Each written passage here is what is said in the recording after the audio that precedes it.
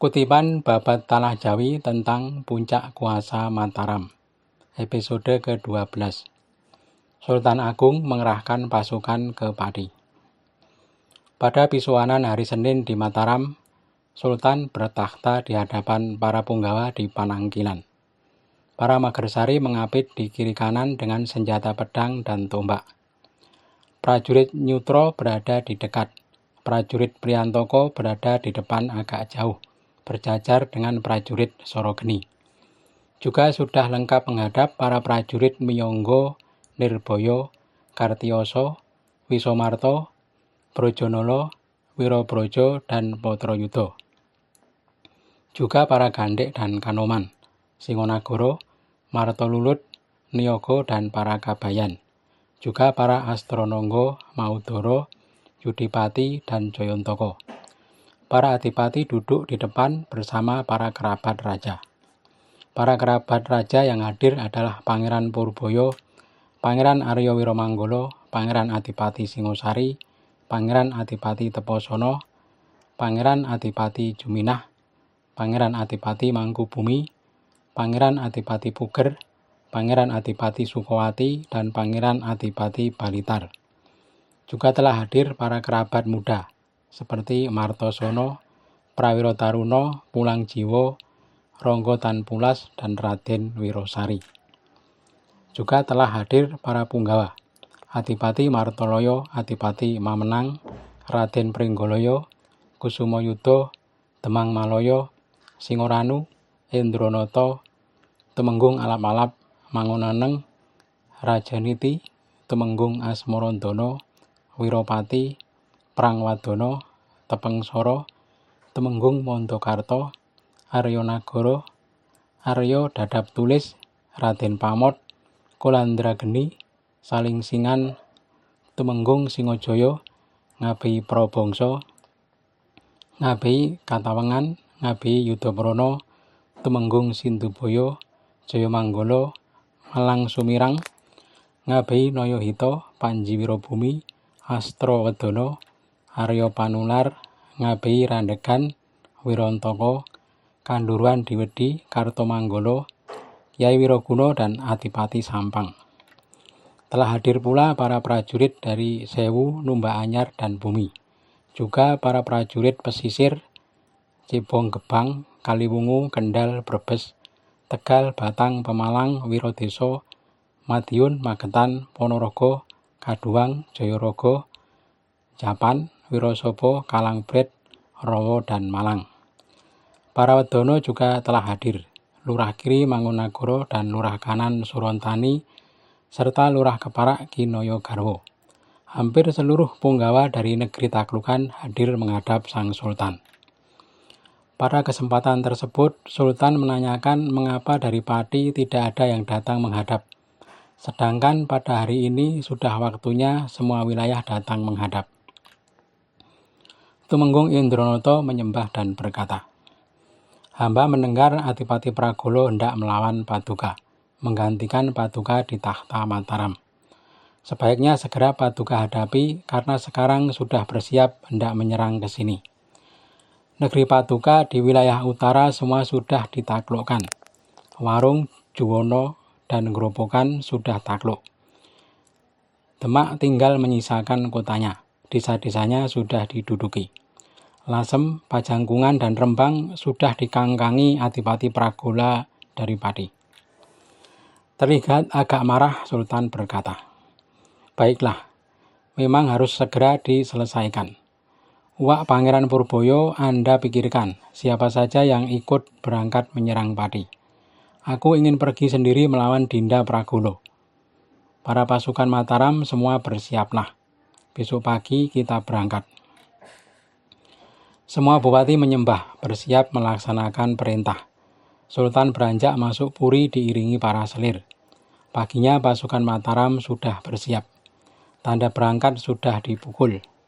Pasukan bergerak dari alun-alun. Mereka berbaris memenuhi jalan. Jalanan penuh prajurit hingga tak dapat dilewati lagi. Jika dilihat dari jauh, gerakan pasukan Mataram seperti gelombang samudra. Pasukan Sampang berada di depan dengan menyandang tombak pendek, senapan, tulup, lembing, dan pedang. Prajuritnya gagah-gagah dengan kumis sekepalan tangan. Sang raja sudah bersiap dengan pakaian keprajuritan, berkain batik, celana berinda, dan pakaian motif tambal. Ikat pinggang kain cinde hijau berinda emas. Penutup kepala dari kulit dilapisi ikat kepala kain putih, tepinya berinda. Terlihat penampilan sultan sangat mengesankan. Keris sudah disandang, tombak telah disiapkan. Pasukan sang sultan telah keluar dari istana. Prajurit Sorogeni, Magersari, dan Yutro mengiringi sultan berangkat ke medan perang. Sultan telah memberi perintah agar tanda berangkat dibunyikan. Pasukan sultan bergerak menyusul pasukan Mataram. Sultan berangkat dengan naik gajah. Pasukan Mataram memenuhi jalan. Barisannya panjang seperti kabut bergulung-gulung. Singkat cerita, pasukan Mataram telah sampai di Pajang. Sultan kemudian beristirahat di Pajang. Pasukan pesisir mendahului berangkat dan sudah memasuki wilayah Pati. Mereka mulai menjarah pedesaan di selatan gunung. Banyak jaran dan boyongan mereka bawa. Penduduk yang melawan mereka bunuh. Yang hidup lari mengungsi ke kota untuk melapor kepada tuannya. Adipati Pati duduk di hadapan para punggawa dan mantri. Hadir para pembesar Pati. Arya Sawunggaling, Sindurjo, Raja Menggala, Adipati Kulonangkil, Temenggung Binorong, Mangunjaya, Demang Tanponoho, Ngabei Carang Desa, Arya Tondo, Raden Megasari, Pangalasan, Demang Jogontoko, Ki Waduaji, Jayeng Rono, Prameyo, dan Ronggo Surengpati. Para mantri andalan Pati juga telah hadir, seperti Surontoko, Demang Kartoloyo, Ngabei Jayengpati, Ronggo Martohito, Wirobrometyo, Ki Ronggo Kartopati, Astrowijoyo, Kartoyudo, Demang Caruban, Marcukilan, Ki Gelap Tatit, Demang Katawang, Ronggo Orangaring, Demang Cekaklak, Demang Gelap Ngampar, Indrogini, Cokro Jagat, Langit Bedah, Jurang Jerambah, Setan Arungan, dan lain-lain. Di hadapan para punggawa Pati, Adipati Pragulo berkata, "Segenap para mantri, bagaimana dengan kabar adanya kehebohan di luar sana?" Lurah prajurit Sandi berkata, "Tuan, saya melaporkan pasukan Mataram sudah sampai di tapal batas Pati. Mereka menjarah desa-desa dan membunuh penduduk laki-laki, dan para wanitanya diboyong." Berkata Adipati Pragulo, "Siapa yang menjadi panglima pasukan Mataram?" Seorang prajurit menjawab, "Kakak Paduka Kanjeng Sultan sendiri datang ke sini. Semua prajurit dikerahkan, juga para mantri pesisir dan mancanegara." Adipati Pragulo berkata, "Syukur kalau demikian. Saya hadapi sendiri. Dan kalian para punggawa dan kerabatku, aku tanya kemantapan kalian. Aku hendak mengajak kalian mati bersama. Jangan ada yang mengecewakan. Pejamkan mata kalian, jangan menoleh lagi." Berkata Ki Kanduruan, "Maaf Tuan, kalau Paduka hendak mencari mati, saya duluan yang mati. Kalau sampai Paduka mengalaminya, saya jangan sampai melihatnya." Arya Sawunggaling berkata, "Sumpah saya Tuan, tidak akan mencari Tuan selain Paduka. Kalau Tuan mencari mati, saya tak mau ketinggalan." Arya Sindurjo berkata, "Permintaan saya Tuan, kalau Anda memulai perang, saya akan mengamuk duluan. Kalau kelak saya mati, terserah Paduka selanjutnya. Dan permintaan saya lagi, di dunia sampai akhirat, Anda menjadi Tuan saya, satu-satunya." Ki Raja Menggala berkata, "Kalau Anda hendak berperang, mosok saya akan mundur. Permintaan saya kalau berperang, jangan sampai saya masih hidup." Adipati Tohpati berkata, "Buat apa hidup kalau Tuan hendak berperang? Siapa yang lari besok jangan diberi makan nasi, kasih saja tai." Tumenggung Binorong berkata, "Kalau ada yang takut mati, sayang wanitanya kalau diajak tidur. Pantasnya tidur dengan anjing." Adipati Pati berkata, Saya minta kepada Tuhan, semoga kalian semua tetap teguh pendirian. Adipati Pragolo kemudian berkata kepada para wanita, ambillah arak, anggur, dan branduin. Juga ambilkan pakaian, emas, dan koin uang. Pelayan yang disuruh segera pergi. Tak lama kemudian datang membawa barang yang diminta. Adipati Pragolo berkata kepada para selir, bagilah pakaian kepada para punggawa secara merata.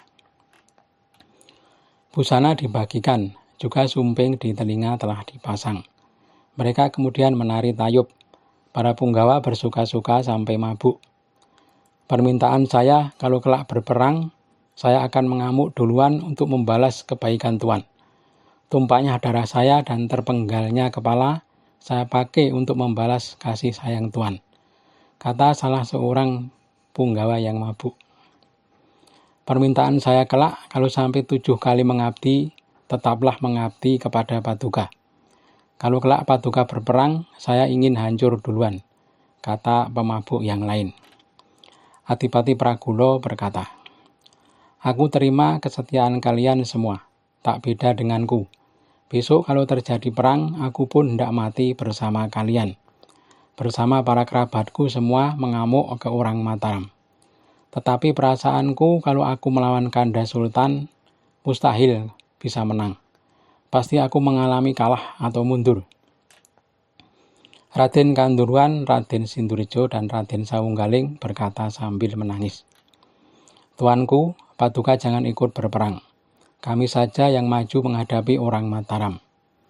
Kalau para abdi ini sampai mundur, ditusuk saja dari belakang, dan istri kami jadikanlah boyongan.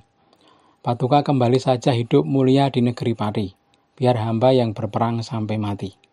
Kalau kami sudah mati, terserah Paduka.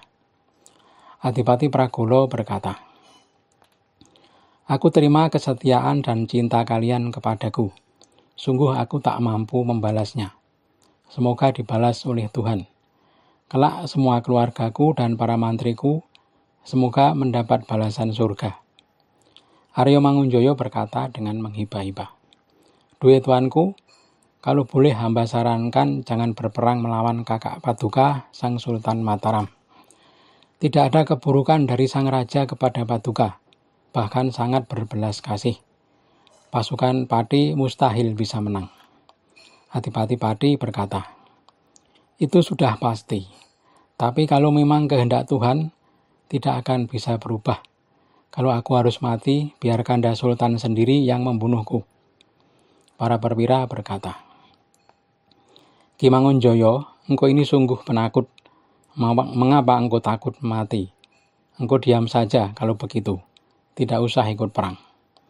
Ki Mangunjoyo berkata, loh, berlagak sekali orang ini. Menjadi panjang urusan kalau ditanggapi. Adipati Pati berkata lagi, aku akan tetap berperang besok pagi, karena pasukan Mataram sudah datang menyerang ke sini. Semua prajuritku bersiaplah. Besok pagi barisan didata di alun-alun Pati. Semua punggawa, mantri, dan prajurit sudah diberi uang dan pakaian seragam. Sang Adipati beranjak masuk ke dalam puri. Para punggawa pun membubarkan diri dan kembali ke tempat masing-masing.